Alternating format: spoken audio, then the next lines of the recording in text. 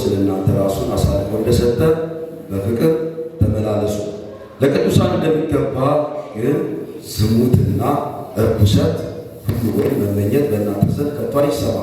የሚያሳፍር ነገርም የስንፍና ንግግርም ወይም ዋዛ የማይገቡ ናቸውና አይሁን፣ ይልቁን ምስጋና እንጂ። ይህን እወቁ፣ አመንዝራ ቢሆን ወይም ርኩሰት ወይም የሚመኝ እርሱ ጣዖትን የሚያመልክ በእግዚአብሔር በክርስቶስና በእግዚአብሔር መንግሥት ርስት የለውም። ከዚህ የተነሳ በማይታዘዙ ልጆች ላይ የእግዚአብሔር ቁጣ ይመጣልና ማንም በከንቱ ንግግር አያታልላችሁ። እንግዲህ ከእናንተ ጋር ተካፋዮች ከእነርሱ ጋር ተካፋዮች አትሁኑ። ቀድሞ ጨለማ ነበራችሁና አሁን ግን በጌታ ብርሃን ናችሁ።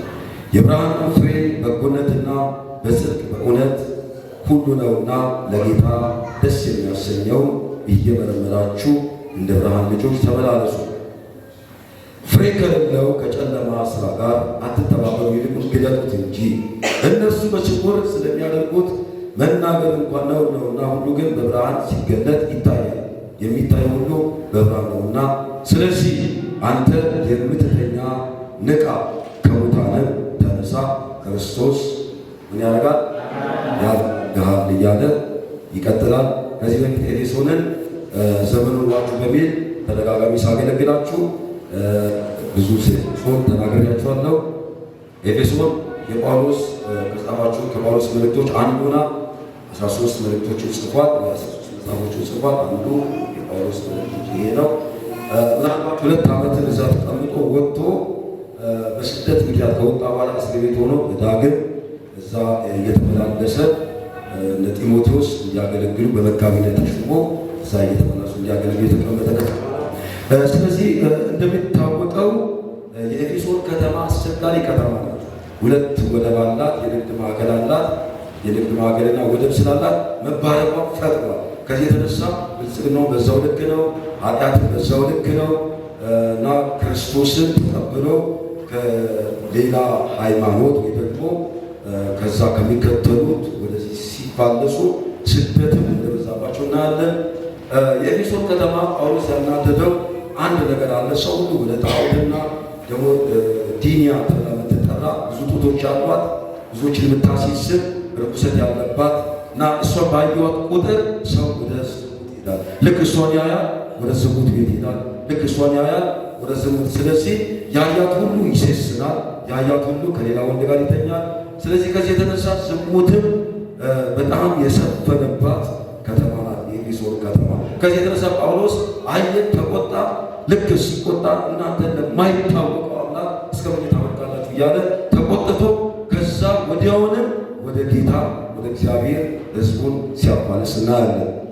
ከዚህ የተነሳ መከራ፣ ጭንቀትም ስደትም ብዙ የሰፈነባት ከተማ ዛሬ ቱርክ ተብላ የምትጠራ ጨረቃ አምልኮ የበዛባት ሌላው ጭምር ያለባት ከተማ ናት።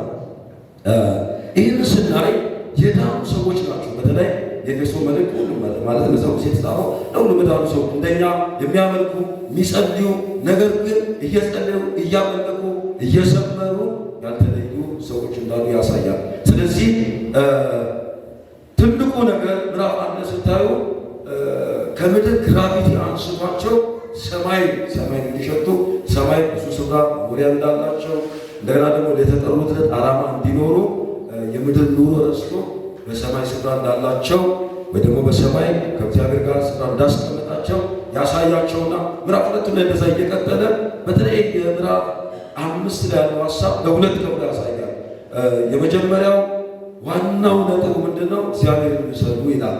ቀጥሎ ደግሞ ለተቀመጡ ምዕራፍ 5 ላይ ለተቀመጡ ሰዎች በቤተክርስቲያን ያሉ ሰዎች ትዳር ላይ እንዳይቀሉ፣ ትዳር እንዳያቀሉ፣ ደግሞ ትዳር ላይ በተመለከተ እንደገና ከቤተክርስቲያን ጋር አገናኝቶ ከምዕራፍ 5 ቁጥር 15 ወረድ ብሎ ከቤተክርስቲያን ጋር ትዳርን አገናኝቶ ትኩረት እየሰጠ ይናገራል። ይህን ምላችሁ ለቤተክርስቲያን ነው ያለ ሰው ለሚስት ባል ለሚስት ወይ ደግሞ ሚስት ለባል ያላት ነገር ሚስት ለባል ትገዛ፣ ባል ሚስትን ትውደድ። ይህን ምላችሁ ደግሞ ለቤተክርስቲያን እያለ አምጥቶ ከቤተክርስቲያን ያገናኝና የተረገመ ይሁን እሾህና አሜከላ ያብቀል፣ ፍቃድሽ ወደ ባልሽ።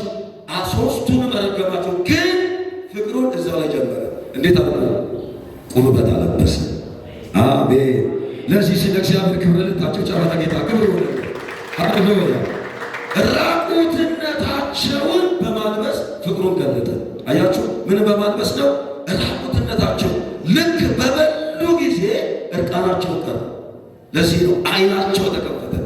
ዓይን መከፈት ማለት እግዚአብሔር የምናይበት ዓይን ሳይሆን እነሱ የተሸፈኑበት የእግዚአብሔር ክብር ሲወሰድባቸው፣ ለዛ ነው እግዚአብሔር ጨክኖባቸው አልሄደም።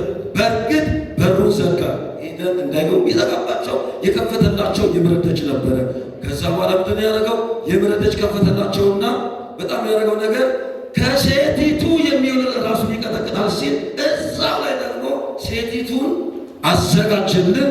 ከዛ ቀጥሎ ደግሞ በሴቱ የሚወለደው ልጁን አዘጋጀ። ይቅርታ ተደረገልን። ለዚህ ጌታ ታጭብጨባ በሆነ ክብር ለኢየሱስ ይሁን። ሃሌሉያ። እጃችሁ ከፍ አድርጉና ይቅር ተብያለሁ በመቀደስ ልመጣባችሁ ሲ ይቅር ተብያለሁ በመቀደስ ያወዛወዛችሁ ይቅር ተብያለሁ በመቀደስ ዛሬ ያደነደነ መንፈስ ይመታ። ጩና በደንብ አሜን በሉ። እሺ ይቅር ተብያለሁ በመቀደስ አዎ።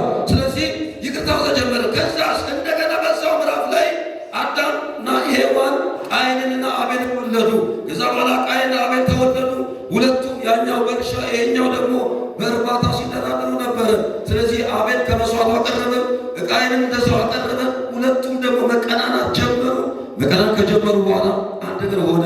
በጣም የገረመኝ ነገር እግዚአብሔር ወደ አቤል ወደ መስዋዕቱ ተመለከተ፣ ወደ ቃየን ወደ መስዋዕቱ አልተመለከተም። ከዚህ የተነሳ እግዚአብሔር ሲመለከተው ምቹ ቀን ጠበቀ። ኃጢአት በደጅ እያገባች ነው፣ ታው አትንካው የተባለ ወንድሙን ገደለው።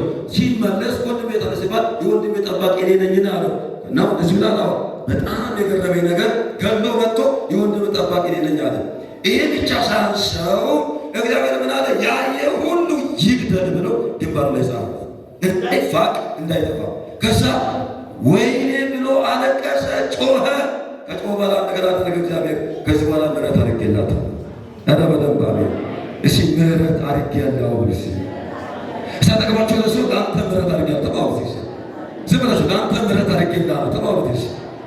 ግድ ለበደሉ ምሕረት አድርጌያለሁ ብለሽ ዛሬ ያደነደነ መንፈስ ይመታ፣ አሜን ይመታ። ስለዚህ ምሕረት የጀመረው እዛ ላይ ነው። በዘፍጥረት ምዕራፍ ገና መስቀል ላይ ኢየሱስ ሲሰቀል የጀመረ ምሕረት ብቻ አይደለም። ገና እግዚአብሔር አምላክ በዘፍጥረት ምዕራፍ 3 የጀመረ በአዳምና በሔዋን በቃየን ምሕረት በማድረግ ጀመረ። ከዛስ ተመልከቱ፣ እኛ ኤፌሶን ምዕራፍ 4 ላይ ሲዘጋ ምን ይላል? ምዕራፍ 4 ሲዘጋ ተመልከቱ። ምዕራፍ 4:30 ላይ የተቀመጠው ለቤዛ ቀን የታተማችሁበትን ቅዱስን የእግዚአብሔር መንፈስ አታሳዝኑ አለ የሚለው ጌታ ይባረክ። ተመልከቱ፣ መራንነት፣ ንዴት፣ ቁጣም፣ ጩኸት፣ መሳደብ ሁሉ ከክፋት ሁሉ ጋር ነው፣ ከእናንተ ጋር ዘንድ ይወገዱ። እርስ በርሳችሁ ቸሮችና ርኅሩኆች ሁኑ፣ እግዚአብሔርም ደግሞ በክርስቶስ ይቅር እንዳላችሁ ይቅር ተባባሉ ይላል። ይህን ቃል ቀጥታ እናወጣ። ወንድምን አስረህ ትንቢት ብትቀበል ትንቢቱ አየር ላይ ቀር። እህትሽን አስረሽ የፈለገ እጅ ቢጫንብህ ይቅርታ እግዚአብሔርን የምንመስል ከሆነ ይቅርታ ማድረግ አለብን። ከመባውና ከይቅርታው በፊት መቅደም ያለበት መባው ሳይሆን ይቅርታ። ሊበድል ይችላል፣ ሊያሳስብ ይችላል፣ ሊያጠፋ ይችላል። ይቅርታ ይቀድማል። ጌታ የሞተለትን ሰው ጌታ የሞተላትን ሴት ፍታት። ክብር ለኢየሱስ። እንግዲህ የዛሬ መልእክት እግዚአብሔር የምንመስል እንሆን ከተባለ እንዴት የምንመስለው? በይቅርታ ነው፣ በመተው ይቅር በማለት በመፍታት በይቅርታ መንፈስ በመግባት ሊበድሉን፣ ሊያሳዝኑን፣ ሊያስከፉን ይችላሉ። ግንስ ይቅር እዚህ ጋር ሲናገር ክርስቶስን የምትመስሉ ሁኑ ወይንም እግዚአብሔር ምሰሉ ካለ ይቅር እየተባባለ ነው።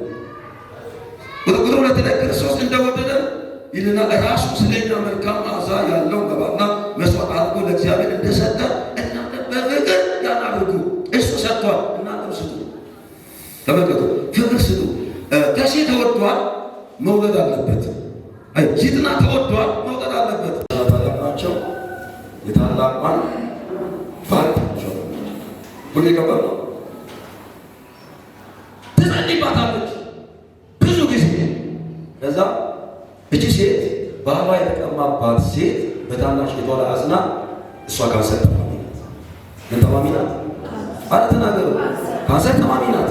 ለምን አዝናለች? እውነቷን ነው። በእሷ ጫማ እኛ ብንሆን ይከብዳል።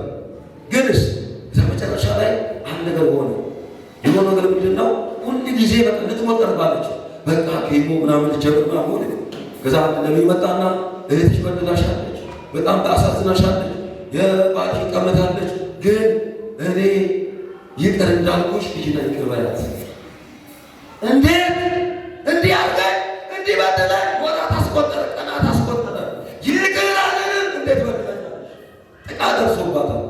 መጨረሻ ላይ የመጨረሻ ትንቢት ሲመጣ ሄዳ ጥንጥን ብላ በባሏ እንደገና ደግሞ በእህቷ ፊት ወድቃ ጠየቀች።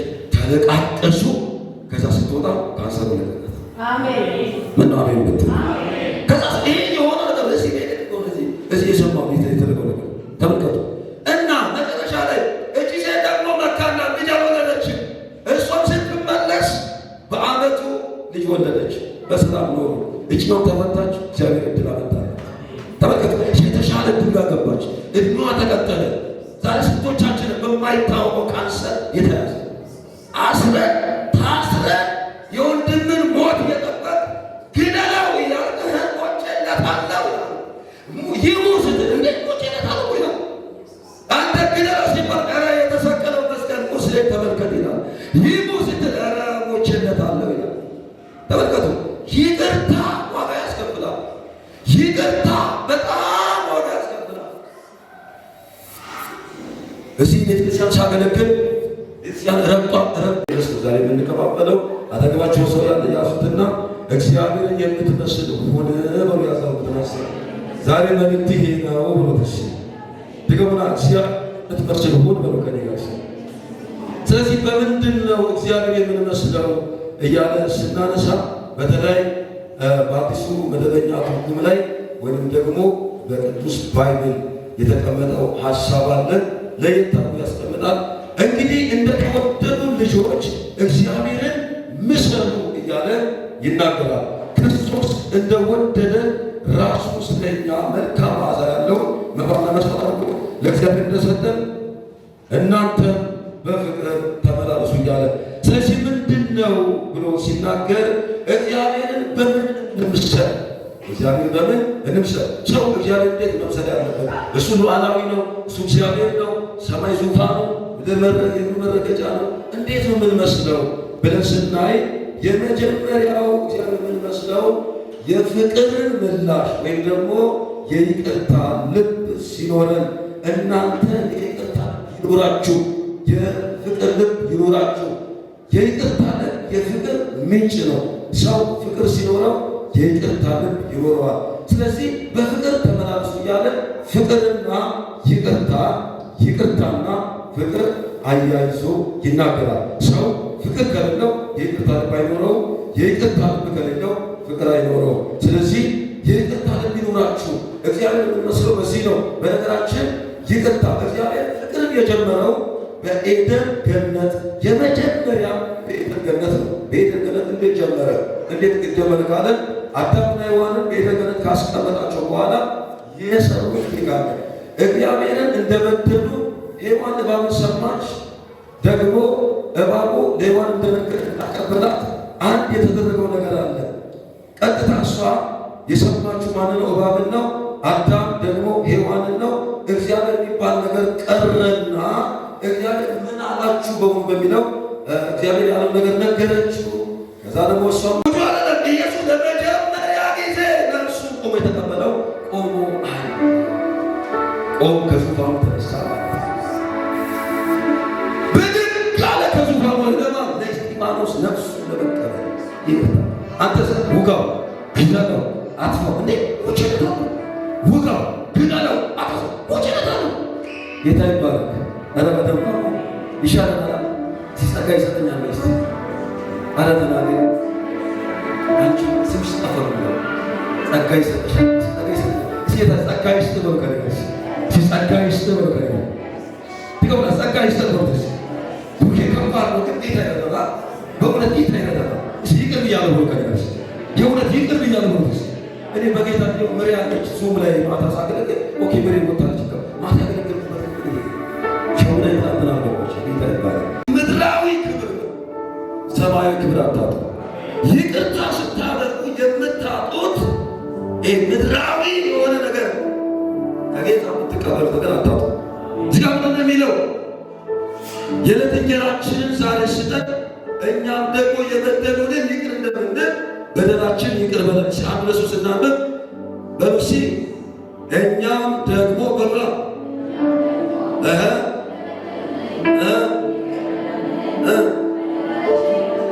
ይቅር ካላላ ይቅር ማትል ከሆነ ትዘጋለ።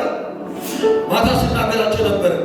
የይቅርታ ልብ የሌለው ሰው ተንቀሳቃሽ እስረኛ ነው። ማዕቀብ የተጣለበት እስረኛ ነው። ልክ ወደ ካናዳ ሜክሲ ጠላይ የሆነ ቤታ ኢትዮጵያ ተመለስ ከካናዳ ኤምባሲ ተንቀሳቃሽ እስረኛ ነው። በደንብ የታሰረ ሰው ነው፣ ግን ይበላል። መርካቶ መሄድ አይከለከልም፣ ፒያሳ መሄድ አይከለከልም። ተንቀሳቃሽ እስረኛ ነው። ዛሬ ተንቀሳቃሽ እስረኛ ያደረገን ይመጣ ሆነ። በደንብ ባሜን በርባካ ትዘምራለህ፣ ተንቀሳቃሽ እስረኛ ነው። ትሰብካለህ፣ ተንቀሳቃሽ እስረኛ ነው። ትጸልያለህ፣ ተንቀሳቃሽ እስረኛ ነው። ለምን በድለዋል? የተቀማኸው ነገር ካለ የሞተልን ጌታ ተመልከት። የይቅርታ ልብ የሌለው ሰው ተንቀሳቃሽ ምንድን ነው? ሲተናገሩ ከነጋ ተንቀሳቃሽ ተንቀሳቅሷል። እየተንቀሳቀሰ ነው። ጀርመን ላይ ሲል የጀርመን ባስለማ የሆነ ገታ ኢትዮጵያ ተመለስ ተመለስ የሆነ ሳውዝ አፍሪካ ባሲ አራ ገታ ኢትዮጵያ አራ ተመለስ እንዴ ባለገ ተመለስ ሰውየው ምንድን ነው? ተንቀሳቃሽ ነው። ከዛስ እስረኛ ነው። የይቅርታ ልብ ይኑራችሁ። መፈታትን ከፈለጋችሁ እንድትፈቱ ከፈለጋችሁ አያችሁ ይመታ ይኑራችሁ በፍቅርና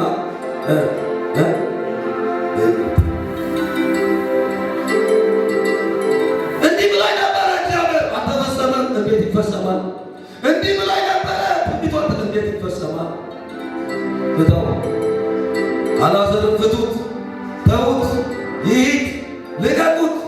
ለምን? ያሰሩት የገነሱት እነሱ ናቸው። ማታ አንድ እህቴ እንደዚህ አለች። 10 ዓመቴ ነው ከተጣላው ጌታ ጸጋውን ይሰጠኛል ይቅር እላለሁ። ጌታ ሆይ አመሰግናለሁ። አንዷ እንደዚህ በውስጥ መሰለኝ አንዷ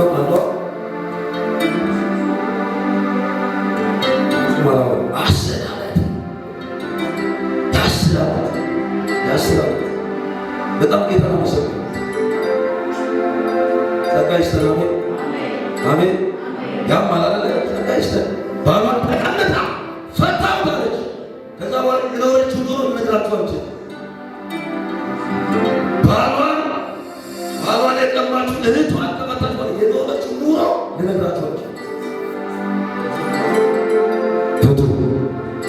እግዚአብሔር ይቅር ብላችኋል፣ ይቅር ተባባሉ። ነገራችሁን አፈረሱ፣ አበላሹ።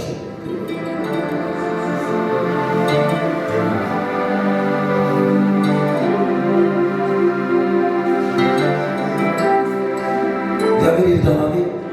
አሜን ይርዳን። እሱ ውስጥ የ2 ዓመት የ3 ዓመት የ4 ዓመት የ5 ዓመት የ7 ዓመት የ10 ዓመት